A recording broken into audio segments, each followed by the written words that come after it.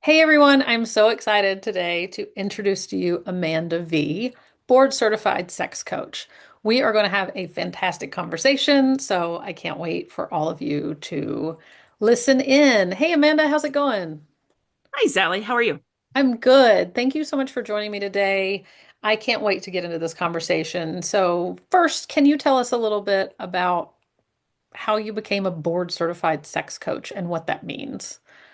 Sex coach is somebody who essentially is helping their clients, both individuals and couples of any gender or sexuality dynamic, achieve their goals when it comes to sexy time. And I know that there are some sort of rules about what we can say on social media. So if it sounds like I'm saying it a little bit off, it's so you don't get shadow banned. Thank you. I appreciate that. Mhm. I'm not exactly sure what the rules are, but I'm sure I get banned plenty. Happens to me all the time. Yeah. So, I would love to hear from you. What is the difference between a sex coach and a sex therapist? Oh, that's a really good question. Okay. How I think about it is therapy deals with the past. It deals with things sort of before now, your family of origin, what made you the way you are, and sort of unpacking that to figure out who you are today. Coaching is more of a present and future based concept. So while I, as a sex coach, do have a little bit of insight into your sexual history, I'm more concerned about where you are right now and how to get you from where you are now to achieving your goals. And it's not always the fastest, most direct answer. If it was, Chat GPT and Google would solve everything and coaches wouldn't be necessary. But the way I like to describe it is I come from the fitness industry. I am a certified personal trainer, and I like to equate sex coaching to kind of like personal training. When somebody comes to me and says, "Oh, I haven't done this in a long time, but I'd really like to run a 5K. Where do I start? How do I do this in a safe way?" Well, first of all, I'm low key assessing their goals. Is this something that's a SMART goal, right? Is it specific, measurable, achievable, blah, blah, blah? Running a 5K for most people is a doable thing.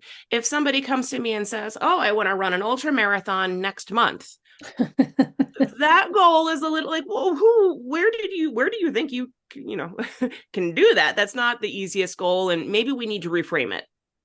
Okay, the next thing I do, again, sort of equating this to personal trainer, is I'm going to do an assessment. So do a squat. If they grab their knee and say, "Oh, I forgot to tell you, I have this old injury or trauma that I haven't really dealt with," my job as a personal trainer or a sex coach is to send them to a physical therapist or a psychotherapist to deal with that trauma, to deal with rehabilitating that old injury so that we can work on your future and present goals. In other words, I can work in tandem with a therapist, but even though we are both giving exercises to our patient or client, they have different goals. One is in a rehabilitation sort of way, the therapist, and mine is, okay, if you're otherwise healthy and ready to go, I can work with you. Now, again, as a coach or a personal trainer,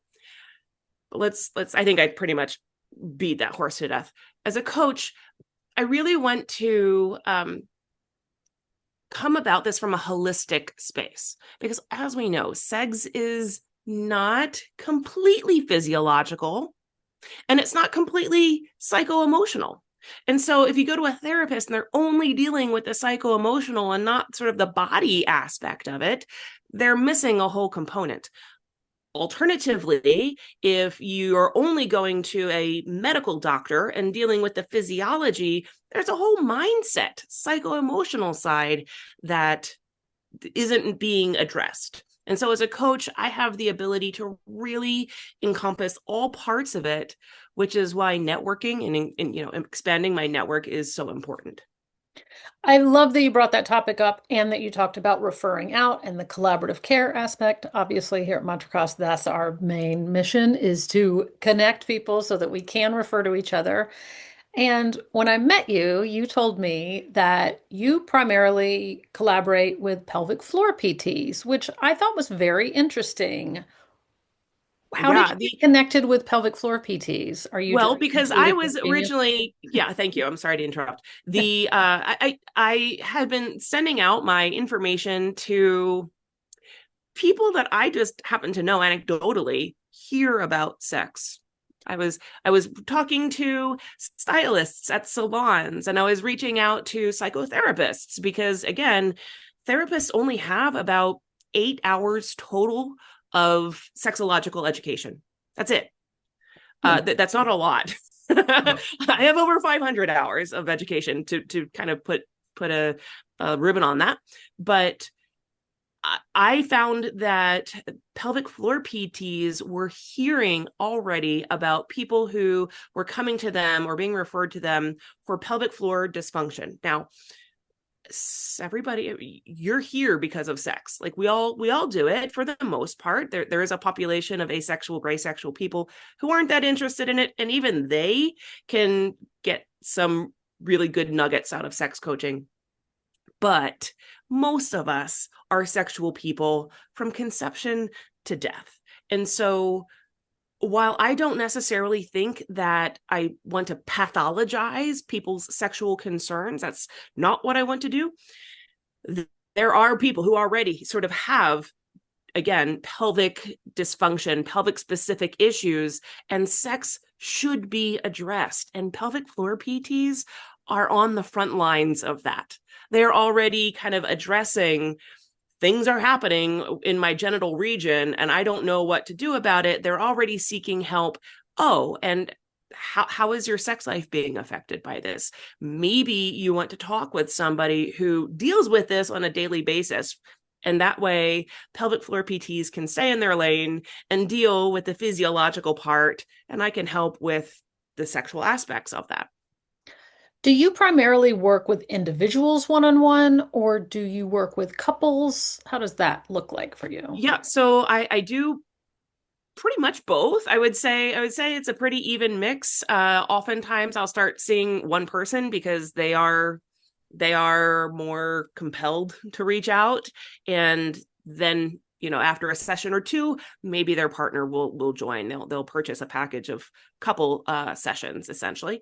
But yeah, whether somebody wants to come individually and see me, I can absolutely work with them. And or if a couple, again, of any gender or sexuality, I don't discriminate. I am involved in kink communities as well as non-monogamous communities, so I'm helpful in that sense of like I'm not going to discriminate against anybody. In fact, most of my work is giving people permission to feel the way that they want to feel. And let me just kind of add on, my job is not to make everybody porn stars, if you know what I mean. My work is not to have everybody having all the spicy time all the time, because that may not suit you. And our our media, our culture tells us that we should be thinking about and having sex all the time, be ready for it. And that's not the way we actually work, and not the way a lot of us actually work. And we shouldn't be shamed for questioning whether or not this is serving me. That's a very good point. And that brings me to a question about postpartum.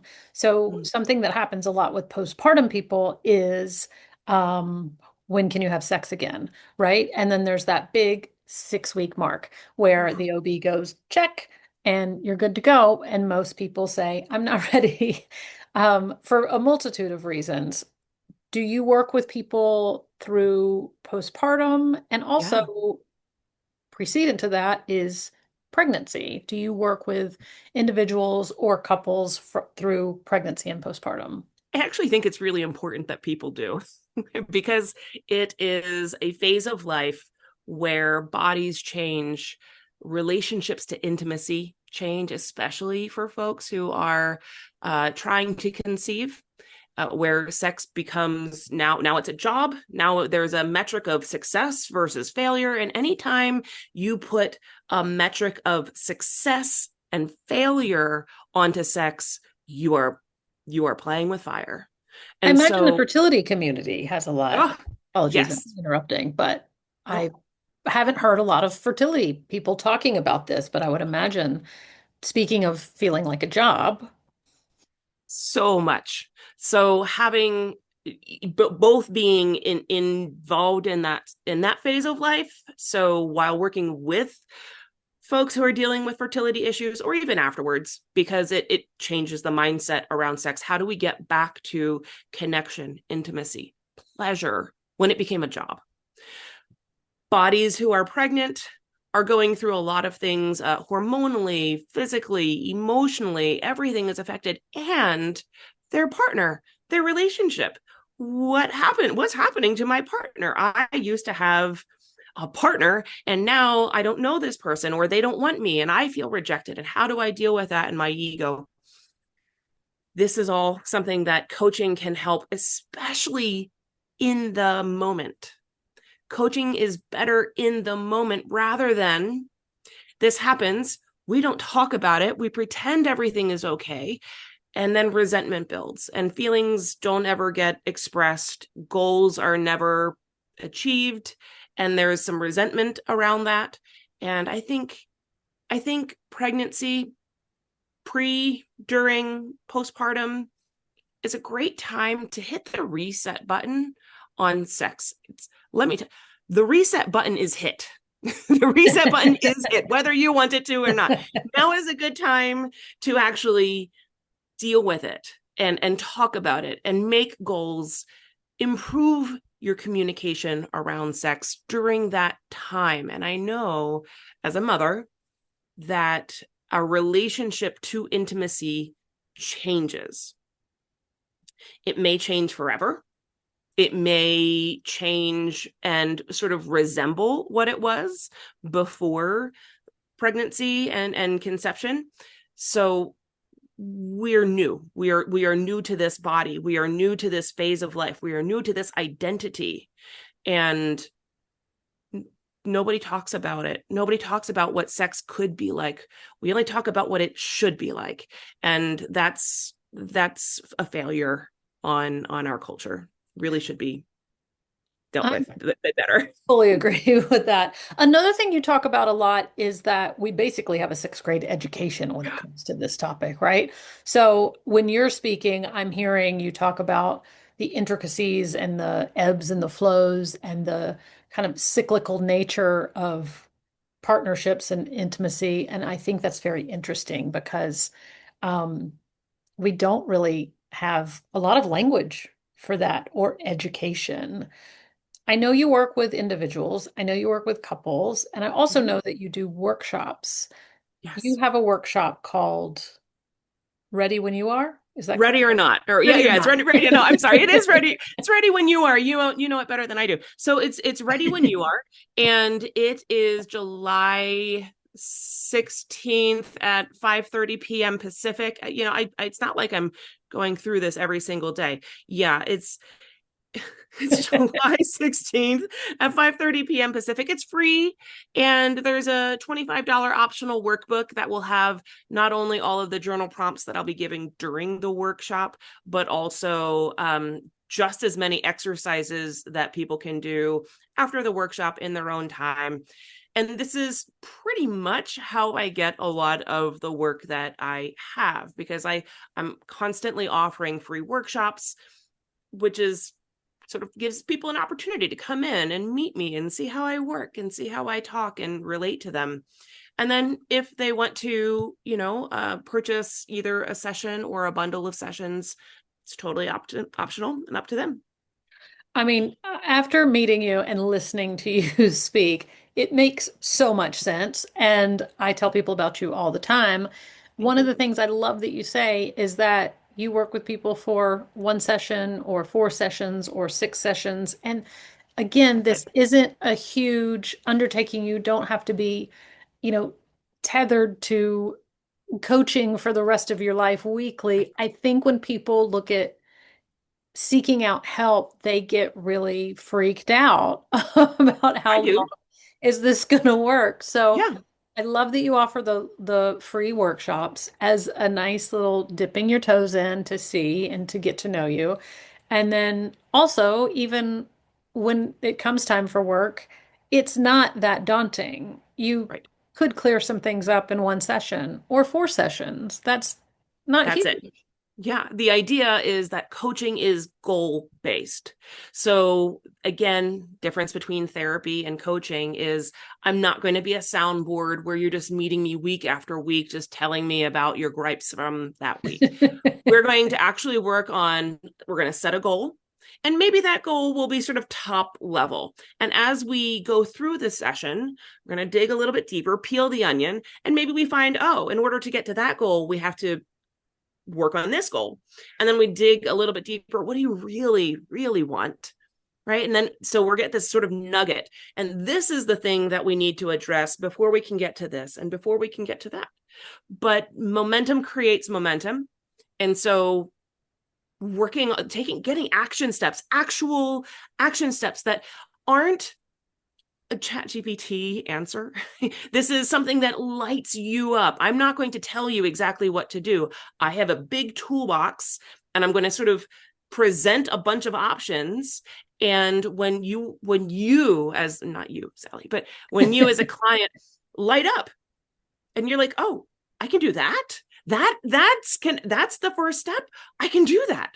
That actually sounds really exciting to me. I kind of want to do that. And I can tell as the coach, it sort of gives me chills. I can tell that the client gets chills. And it's a very collaborative thing. It's not just me telling the client what I think they should do, because we all know that we shouldn't be smoking. Here's a bunch of reasons why. Here's a bunch of things that you could do to stop them. Until the person says, this is it. Like, this is the way to go. And then they have accountability and they have a support system to help them achieve that goal. That's when change really happens. And that's what it's like for sex coaching too, and fitness and anything that is important. Really, you're I giving them can't a simply tell you. plan. Yeah, I can't simply just tell you what to do. It has to be something that you want to do and that lights you up. So not only do I put on these sort of not only do I put on workshops independently, but I love collaborating with other practitioners because, again, pelvic floor therapy is its own thing and sex has to do with that. Fertility treatments are its own thing and sex and intimacy has to do with that. So, and I know that as a prenatal yoga instructor, you hear all of the things that people are doing at home, whether you want to or not. as a massage therapist, you hear about All of it. all of the things exactly. So if you want to work with me, if you are a practitioner and you want to collaborate because you're kind of tired of hearing about people's sex lives or not, but you don't know how to help, right? So Right. here we are. Right. I always think midwives, doulas are kind of hearing everything, especially postpartum doulas are getting all the tea on all the things. I'm That so 6 week fascinated. checkup. The 6 week It's checkup is I think about it myself. I think about like that approaching and my partner being like salivating and like literally waiting out the door. Like I was expected to like text him when I got in the car. I wasn't even home, right? Like and that's a it's very pressure. real moment. It's a Right. very real moment for so many people and couples. I I think that whole 6 week thing deserves its own episode for sure. Yeah. Um, something I do want to ask is what are some questions that you get? The first one is always, are you there? Are you in the bedroom? No, I'm Really? not. Oh yeah, I get that all the time. People, that's okay. Like there's no question, no wrong Right. Nobody knows what I do, right? So Totally. whatever you think That's I not what I do, would have thought, but that is an interesting question. people think I'm a cheerleader or like a coach at the foot of their bed telling them to do this, slow down Remember what I there. said? Yeah, don't forget that, keep it up. Uh, Not that kind of accountability. uh that's probably like the funniest one to me, because that's not how I work. I do have demonstrating, I have toys to kind of show anatomy and physiology. Again, 6th grade anatomy is kind of what you got, what we're working with. So a lot of my work is, again, permission giving, limited information, sort of teaching people what's what. But as far as like, okay, well, how do I touch a vulva that is tender? How do we pleasure that? How do I pleasure myself? I don't know this body anymore. I've got all kinds of trauma. um I'm not showing you my vulva, that's for sure. Right? So, and rather than like a paper, demo, I've got tools and devices to sort of show. I help people with body confidence issues. So folks who think I'm too big or I'm too small, or I don't know if I look right. I don't want to see your body, but I do, again, have lots of tools and apparatuses to show, like, here's what it actually can look like. And here's all of the ways. If you've only ever seen video of a vulva in action, um, it's surprising to see what other vulvas look like. If you've only ever seen them on TV and they kind of look like, no pun intended, a very particular box of details, people have a lot of shame around their vulva and around their genitals in general. And a lot of what I do is stuff that, again, therapists can't do. I can walk people through different vulva examples using different types of tools and toys and video. So this is something that I have expertise in, can recommend, and again, can recommend for you, because I have a vast education on all of these topics. That's so fascinating. I think, one of the reasons I do this podcast is because I get to meet all the practitioners one-on-one and hear all the juicy details about how you work and all of those niche things that maybe you wouldn't learn from just reading through your website. And I think everything that you're saying is so important. I like that common question because, most people do have a certain perspective, and you coming on and talking to us today about all of these details just really changes my perspective every time I talk to you, but Mm-hmm. hopefully everyone's perspective that this is not a dangerous, scary thing. And this might be a great addition to seeing your pelvic floor PT or your psychiatrist or your midwife or OB or Yeah. a multitude of things, or your Yeah, hairdresser. having your hormones checked, right? So of course, here in Matrikas, we kind of focus on people with vulvas, but there is a lot of partner work that I do. And so, just because you are in the time of life where you might be having babies, it doesn't mean that your sex drive is going to be low. Maybe it's not. Maybe it's your partner whose sex drive has changed in this phase of life, and I can help with that too. It's not just people with vulvas that could use coaching. That's a very good point too. Yeah, Thank you so much for all of this information. It's so you're great. welcome. The main question I want to ask you is, how can people find you and work with you? Obviously, it's my website. I think that's sort of the best answer, but it could be social media too. So my website is sextalkswithamanda.com. Uh, Same thing on Instagram, which is probably my most relevant social media platform. So my handle is Sex Talks with Amanda, all one word. And you feel free to DM me there, or you can email me, Amanda at Sex Talks with Amanda. All of my workshops will be on the page, or the most relevant workshop that I'm giving that in that period. And I'd love to hear from everybody. Just, I'm so open to networking. I think when it comes to sex, it's always word of mouth. It's Always. always word of mouth. Nobody goes to, nobody Googles sex coach near me. It's not Right. typically the way it works.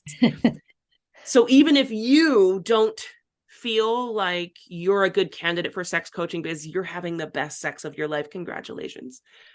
You know somebody who could use this work. Everybody's like, oh, my sister, my cousin, my work bestie really needs your help. Where were you when I was young? What young woman or young man or young person do you know could use sex coaching right now? Just share it. Just say, hey, I know somebody. I heard about this on the Matrikas podcast, and I think you should look into it. I've probably got a free workshop coming up. You do have quite a few workshops that come out, and I love the titles and I love the content. And just thank you so much for what you do because I think, you're kind of the unsung hero of probably a lot of pregnancies and postpartum and really saving marriages Yeah. and partnerships, non-traditional partnerships, however it looks. You're helping people navigate in a non-judgmental way, who they are and how to broach those conversations so that they can achieve the goals that they want. So I really appreciate the work you're doing, and I think it's so cool. Thank you, Sally. All right. Thanks for talking. I'm sure that we need to record like three more episodes after this too. But we'll let y'all go from now. So thank you so much for your time today, and I'll talk to you soon. Bye.